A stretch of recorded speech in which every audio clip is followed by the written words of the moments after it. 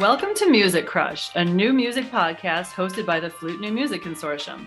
I'm Nicole Reiner. And I'm Elizabeth Robinson.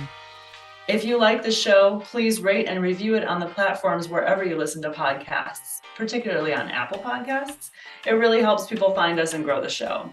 And of course, you can learn more about Flute New Music Consortium at flutenewmusicconsortium.com. Composer Kian Ravaei takes tone painting to a new level, synthesizing diverse inspirations to create evocative musical portraits. Whether he's composing piano preludes inspired by mythical creatures, flute melodies that mimic the songs of endangered birds, or a string quartet that draws from the Iranian music of his ancestral heritage, he takes listeners on a spellbinding tour of humanity's most deeply felt emotions. Born to Iranian immigrants, Ravaei maintains close ties to the Iranian community in his hometown of Los Angeles. Many of his works combine the ornamented melodies of Iranian classical music with the colorful harmonies of Western classical music.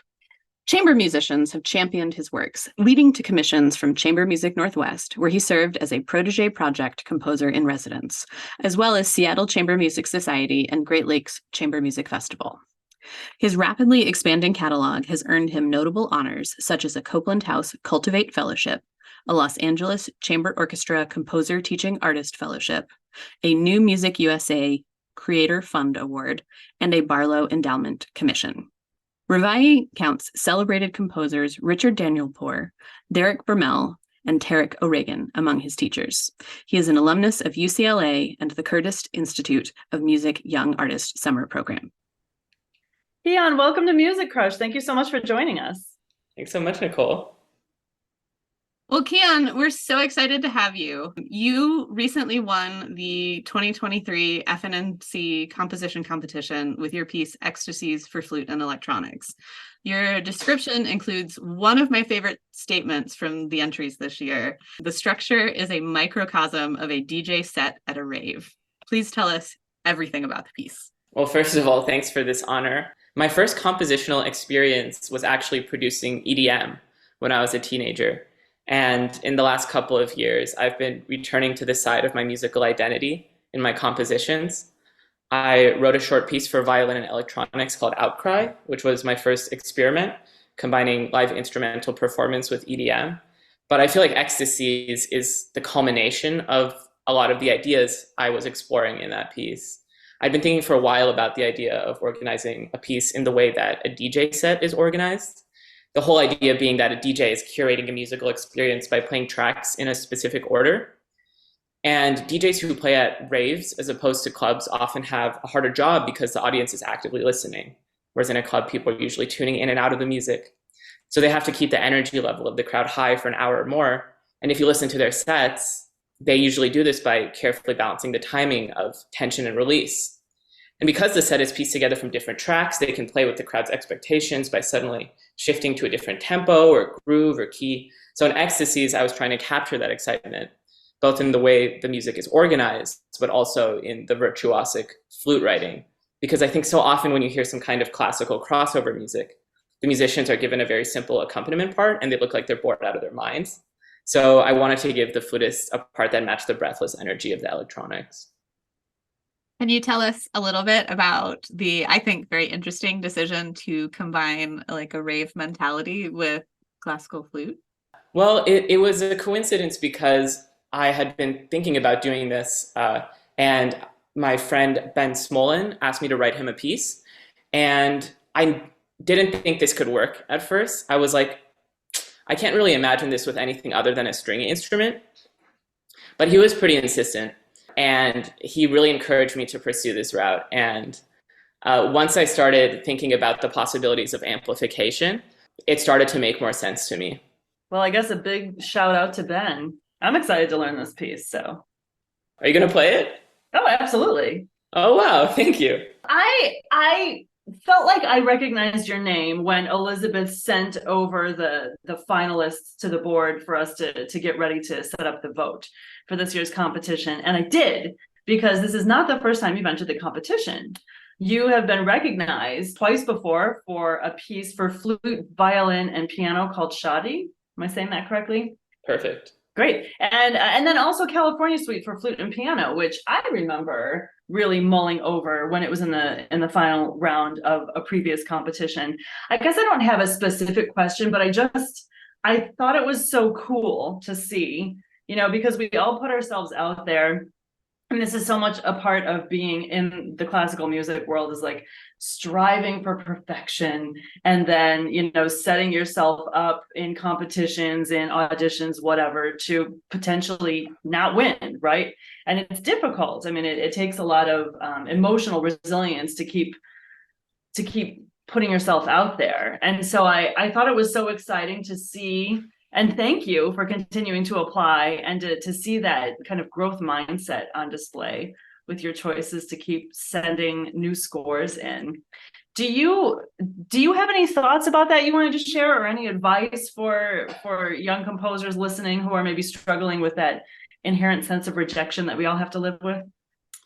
Well, first of all, thank you for that and for everything you do to champion the works of living composers. I think we should all be thanking you, really. But you're right, rejection is an inherent part of the process. And something that I've found helpful is to actually celebrate the rejections, because they're a sign that you put your name in the hat, that you're getting your music out there. I actually have a group chat with a couple of my composer friends, and whenever we get a rejection, we'll put it in the group chat, and then everybody will say like, yay, congratulations, and we'll put in a bunch of congrats emojis. And I love that. Now, yeah. So now when I get a rejection, I'm like, yay, I get to put it in the group chat. That's really great. And it's true. Every competition is different, but certainly sometimes pieces that don't win in our competition end up getting played as much or more than the winners. So it is always true. There's a possibility somebody's really going to latch onto your work, even if you don't get the cash prize. Oh yeah, absolutely. And I'm curious, I mean, I've been on the other side of it before, looking at pieces, and just looking at the scores from one day to the next, you can change your mind. And just curious if you have any thoughts on that too. I have lots of thoughts on that. I organize the composition competition, so I see all of the entries that don't make it to the public. So I have like an idea of who has entered in what years or in multiple times. And I always do a little bit of a silent cheer when I see a composer that maybe entered in a previous year but didn't make it to finals, or in your case, make it to finals and, ultimately not get selected, but then a year or two later you submit something else and it does.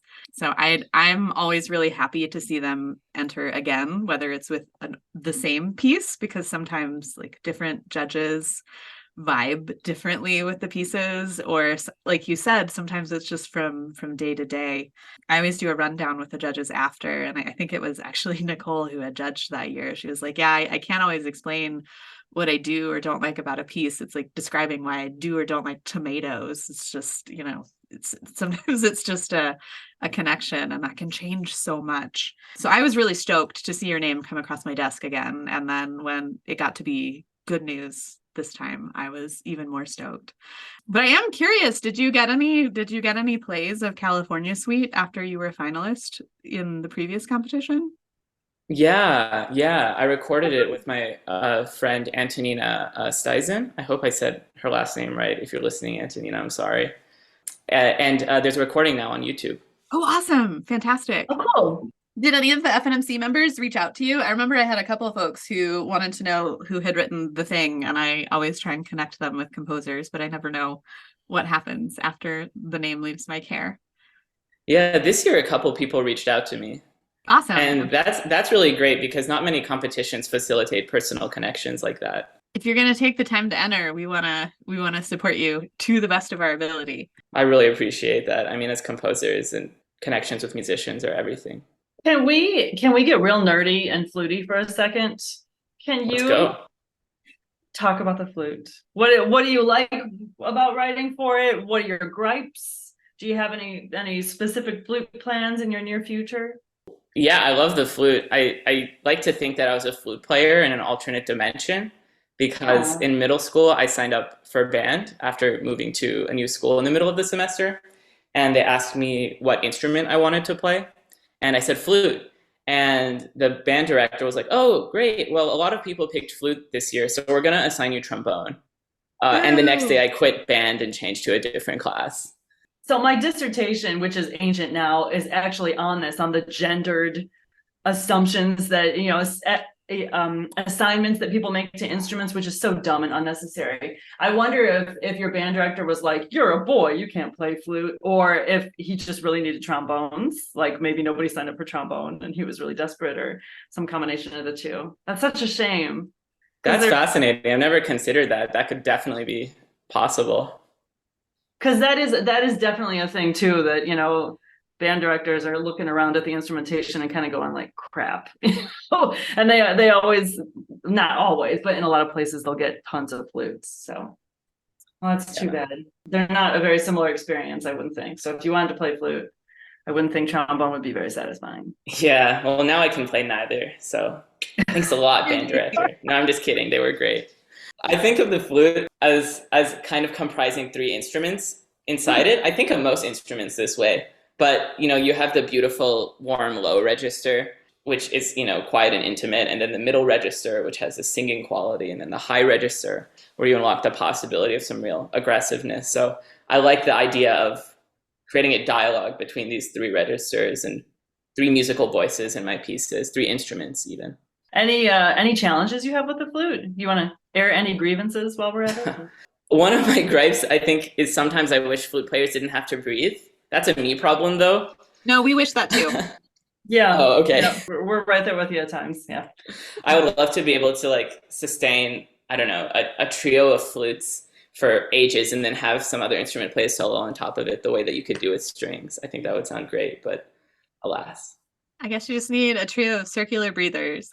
Alas, none exactly. In this conversation. Yeah, I mean, maybe I'm just building in an excuse because I can't seem to get past. I mean, there are flutists who circular breathe a lot, but it doesn't sound quite the same while you're doing it, does it? I mean, I think Robert Dick is the only person I've heard really sustain a believable level of resonance.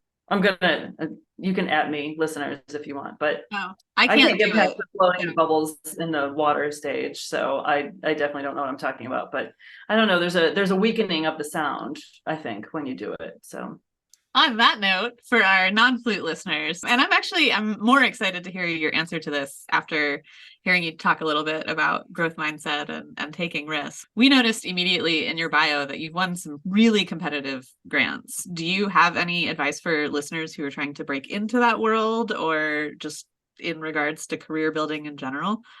I think all the grants I've applied to have been with collaborators I really believe in and who support my music, and about projects that I really believe in. So that helps a lot, to kind of have projects in the back of your mind. And so that when a grant comes up, you can apply for that project that you already believe in rather than trying to force something into the framework of a grant application. Though, of course, there is a negotiation you have to do with the grant's mission statement and things like that. But most of the things I've applied for have asked for nothing other than a portfolio of works and a bio.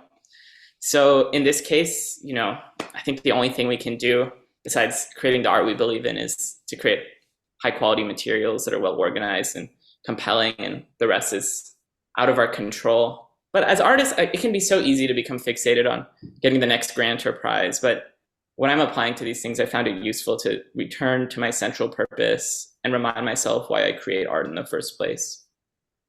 So I think I'm hearing that you're walking around with the ideas and applying for grants if they fit the idea that you mostly already have. Is that accurate? Yeah, I would say so. I think, though, there is a moment of identifying shared values between you as an artist and the granting body. You can't just expect people to fund whatever your dream project is without any consideration for what their mission is. So I try to meet in the middle when I apply for those things. You also mentioned working with collaborators you were really enthusiastic about, or whose work you really believed in. How do you find those people? How do you identify who's going to be a good collaborator for you? I don't know how you find them. Everybody who I think of as my most cherished collaborators, it's just been happenstance. But I think something that really helps is to start with a conversation about shared values, which for me has included talking about our favorite music, our personal backgrounds, our artistic philosophies, and finding areas of confluence. And I think another aspect has been willingness to trash ideas. So when we're discussing a draft of a piece of music, I always will say, I'm happy to make revisions as large as let's cut this section and as small as let's add a courtesy accidental in measure 224. And if they say something that I really disagree with, we can have a conversation about it. But because we've had this conversation about shared values already, usually we're coming from a similar artistic philosophy. Is there also any sense of keeping your materials organized so that you're ready to hit the ground running when you find out about an opportunity? Do you have any advice on keeping everything ready for use? Oh, yeah. Yeah, absolutely. I have my 100, 200, 300, 400, 500 word bios ready to go. I have all my headshots in a folder. I even have things like my phone number and even my bios mapped to a keyboard shortcut. So when I'm filling out a form, I just type like 3 things and it's there. And that way, every time I want to apply for something, I don't have to click through folders of things on my computer, because I end up applying to a lot of things and that can add up. That's one piece of advice I would give. I was really interested in how you spent your time during the pandemic. So just days into the lockdown, you began a daily ritual of playing a Bach chorale at the piano and composing an original chorale in response. You've written that this blossomed into an artistic reawakening. Can you tell us more about this project and your experience? Totally. This is a practice that was passed down to me from Richard Danielpour, one of my teachers, and it was passed down to him from Leonard Bernstein, who was one of his teachers. And Richard said that Bernstein would play 4 random notes on the piano and ask him to use that as a starting point for a chorale. And this is supposed to be a compositional exercise in developing a personal harmonic language. For me, it also became a useful warm-up every morning for waking up my imagination. Musicians have to warm up, why not composers? I feel like it's helpful for balancing the instinctive and rational parts of my creative brain, because on the one hand, I have to imagine a wide range of harmonic possibilities, but on the other hand, I have to write solid counterpoint and nice voice leading and those nerdy composition craft related things. So playing the Bach chorales before writing my own chorale was just a way of trying to assimilate Bach's decisions about harmony and voice leading into my intuition. I'll sometimes take other favorite pieces and reduce those into chorales to try to assimilate those things into my intuition. Yeah, I mean, at the end of the day, this project was a reason to get out of bed every morning during a time when I sometimes didn't want to. I think we have to practice composition. At least I do. Because when I'm in the zone, I want to be really focused and channeling. So in order to make myself a well-prepared vessel, so to speak, I find it helpful to do little composition exercises and warm-ups, like writing chorales and canons and fugue expositions and things like that. You've kind of compared it to practicing an instrument. And so now I'm curious what your compositional routine looks like, if a routine exists. That's a great question. I am a morning person. I like to compose before I've even fully waken up. Dali used to, apparently, before he painted, he would sit in a big armchair and he would put a china plate on the ground, and over it he would hold a key, and then he would start dozing off, and the minute he dozed off, his hand would drop the key and it would hit the china plate and he would bolt awake. And so he would be subconscious just for half a second before that happened, and that would put him in the right mindset to compose, to paint. And I think there is something to be said about the idea of painting. Sorry, I don't paint, I compose. Of composing when you're still in a half-conscious space mentally. I think that's why a lot of people also like composing at night. I have friends who compose at crazy hours, like midnight to 4 a.m. And that is a different kind of escape from your physical reality, I think, because your brain is exhausted and you're less inhibited as a creator. It's interesting that you talk about the daytime, nighttime. I've been talking a lot about practice routines with some of my performer friends and colleagues, and they seem to fall into those two camps also. I don't love practicing at night unless it's really weird hours, because I feel like there's too much of the day left. So when you said you were a morning composer, do you tell us more about why? I don't want to feed you what my theory is.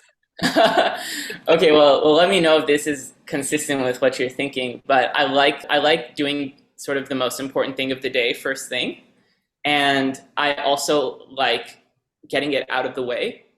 Okay. Not that I don't enjoy it. I really love composing, but I don't want to have to be thinking throughout the day, like, when am I going to find time to compose? Oh, sure. Yeah, I think that's really important if you have a lot going on, at least time management wise for me. I built my schedule this semester in such a way that in theory I have time to practice between like 3 and 5, but I just feel like at that point I'm carrying around so many other people's concerns because I teach, so I've interacted with many students at that point, and my brain is no longer my own, and so it's not been productive. Does stuff like that affect your creativity at all? Or Oh yeah, I totally relate to that. When I used to be better about this than I am now, but when I'm sort of at my peak creativity performance, I leave my phone on airplane mode until I'm done composing. Sure. So that I'm not getting any, I'm not, my creative mind isn't being infiltrated from with practical concerns. I like that you used infiltrated. That feels accurate. Yeah, it's a little dramatic, but I love it. It helps. I'm a huge fan of the dramatic. Let's keep it. We're gonna switch gears for like the billionth time. You speak about your collaborators in a very warm and collegial way, and it sounds like you've been really thoughtful about how you've built those relationships over time. Can you describe some of your best musical relationships and maybe swing that into some advice for folks who want to follow in your footsteps? Gosh, I don't know. I mean, I feel like I'll have a better answer to this question in like 20 years, but I do have cherished musical relationship and a lot of musicians that I feel really close to, and I'll always be texting friends to look at parts and things for every piece. Actually, even if I like know it's dead easy, I still have to, because there's inevitably something that I didn't consider because I don't have that expertise of having the instrument in my hands every day. I think the shared values bit is really important. And I think supporting each other's work also, just to keep tabs on what my collaborators are up to in their own lives and be their biggest champions. You mentioned earlier the rejection letter group chat, which sounds wonderfully supportive, but I could also imagine scenarios where it would be kind of fraught and potentially vulnerable. How did you build a group of people in your life that you can be safe with like that? Man, I don't know. I think I just feel really lucky to have those friends. There's 3 of us in the group chat. It's not a group chat of 50 composers. Oh, sure. I don't think it could work in that context. I don't think you need a lot of people, I think you just need a few supportive figures. Those people keep me going. That's so awesome. I'm a little envious. That sounds really amazing. You also talked about maybe having some disagreements when you were drafting Ecstasies, where Ben wanted one thing and you were like, I don't know if that's gonna work. What does it look like when you and a collaborator don't agree but still respect each other? Oh, that's interesting. With Ben, something went an opposite direction as what you would expect from a composer-performer dynamic, where I was like, oh, like that part that I wrote, that's way too hard and not very reliable to replicate in a performance. And he's like, no, it's fine, keep it. And because usually you see like performers being like, this is impossible, and composers like, maybe for you, and they're being like mean like that. Ben was like, part of my hope in commissioning this piece was to advance the repertoire of the flute. And so every new piece that's written for flute, it pushes the boundaries of the instrument a little bit. And I can be practically minded sometimes, so I'd rather play it safe than push boundaries. But in this case, Ben really encouraged me to keep a lot of those difficult aspects. Performance quality has been increasing since music has existed, and so why shouldn't that continue? I really agree with Ben. Yeah, I mean, it made me think of Prokofiev's sonata right away, because he wrote those high Ds that were impossible at the time. And I think if you write a compelling enough piece, we will figure out how to make it happen. What are you working on right now? Do you have any early stages, things that you're willing to share with us? Yeah, totally. Right now I'm working on a collaboration with a choreographer friend named Kayhan, and it is a piece for solo violin and dancer that responds to seasonal rituals from our respective Persian and Jewish heritages. And as part of this project, Annie is taking lessons in Persian and Jewish folkloric dance, and I'm taking lessons in Persian music, which I've been doing for longer since I've been working on this project, but also klezmer music, which I've been studying for 4 or 5 months now on a weekly basis, kind of in the early stages of brainstorming some of the material for this piece. And it's interesting to think about ways that I can bring these two traditions together in a way that maintain their identities while also exploring the possibilities of cultural dialogue, which is what the whole idea of the project is about. That sounds really exciting, and I think sets us up really well to ask our next question, which we've been asking many of the composers we've been talking to. If you could have a dream collaboration fall in your lap tomorrow, someone calls and says, hey, we want you to work on X with YZ. Who's calling you? What are you doing? I would write a concerto for Kayhan Kalhor, who is a Iranian kamancheh player. He also plays in Silk Road Ensemble. He's also an amazing composer. He has a great album that I've been listening to recently with Brooklyn Rider, some original compositions. Iranian music influence is a big part of my work. And to me, he's one of the most inspiring living musicians. And the fact that he also has this experience working with Western ensembles, there's so many possibilities there. And I would be so excited to work on that project. Can I just say that we ask that question a lot, and everybody always hems and haws before they respond. You're the first person that was like, yes, I have it. I'm ready to go.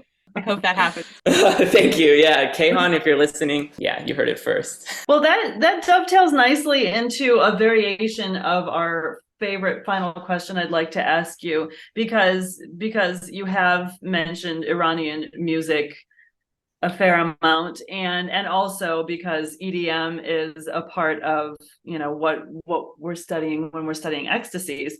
Could you please recommend some Iranian pieces of music that you think would help us learn more about this fascinating sonic world, and then also maybe drop some of your favorite EDM artists for us to check out? For sure. Okay, Iranian pieces. The first one I would recommend is called Ney Nava by Hossein Alizadeh, who is a preeminent master of Iranian classical music, setar and tar player. I think he plays I think he does everything, honestly. And this is a piece for string orchestra with traditional Iranian instruments. It's this fusion of Persian music and Western classical music. And this mode that he uses in the piece, Nava, is the same one that I used in Ecstasies, actually. Oh. Another piece I would recommend is called Morgh Sahar. This is a tasnif, which means ballad. And it's also a protest song. It was written by another famous master named Morteza Neydavud, popularized by a singer named Mohammad Reza Shajarian. He is probably the most famous Iranian singer of all time, passed away last year. or maybe it's been a couple years now. He has an amazing Tiny Desk concert, actually, that I would recommend checking out. And this song is called Bird of Dawn, Morghe Sahar. And it's interesting because it is a metaphorical description of a nightingale yearning to break free from its cage. And Iranians have kind of reappropriated this song as a metaphor for wanting to have freedom from oppression in the context of their oppressive government. Okay, that's 2 Iranian pieces. The third one I would recommend is Bidad by the composer and santur player Parviz Meshkatian. He was a very famous composer of Iranian classical music. And this piece means outcry, which is also the name of my first EDM crossover piece that I wrote. And Bidad is spelled Bidad. This is kind of an example of chamber music, Iranian classical chamber music, which most Iranian classical music is. You usually see smaller ensembles, and it's a very moving piece. I would recommend that. Okay, EDM artists. So my favorite EDM artists are always changing because EDM moves so quickly. I kind of stopped keeping up with EDM for 6 or 7 years, and then I got back into it, and it felt like the entire landscape had changed. There were 10 new genres that I'd never heard of before. Right now, some of my favorite artists are Rezz, who's also Persian, actually. It's short for Rezazadeh, which is her last name, and Ecstasies.